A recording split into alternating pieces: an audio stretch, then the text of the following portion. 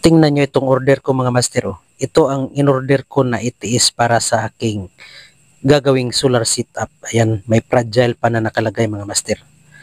Ayan, hindi ko talaga ito promote mga master, no, pero kayo na bahala humusga. Kaya panoorin nyo talaga ito hanggang dulo mga master para magkaroon kayo ng ideya kung saan kayo pwede bumili ng ganitong ATS. Ayan, may tatak pa galing sa kanilang brand na CNC mga master. Ayan, unbox ito mga master at diretso na rin testing para makita talaga natin kung may diferensya ba.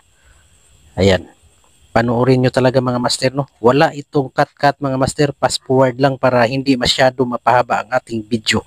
Ang gagawin ko nito mga master, no, ayan, lalagyan ko lang ng wire na may plug para plug lang muna natin sa outlet. Yan, dito sa ating electric provider. Ayan, ito ang para sa normal na supply at ito naman ang para sa reserve o sa emergency power natin. Ayan, panoorin nyo lang talaga mga master. Wala na itong cut.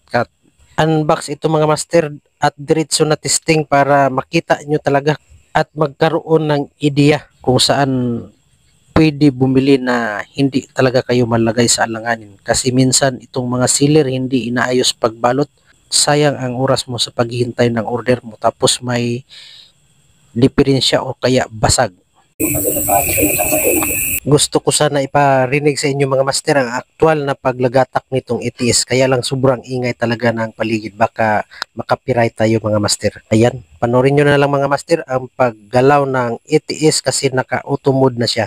Ayan, kung walang power ang electric provider o kaya brownout, automatic lilipat siya sa reserve. Kapag may kuryente, automatic bumabalik uli siya sa normal power natin o sa electric provider. Kung gusto nyo ng ganitong ATS, nasa comment section lang ang link.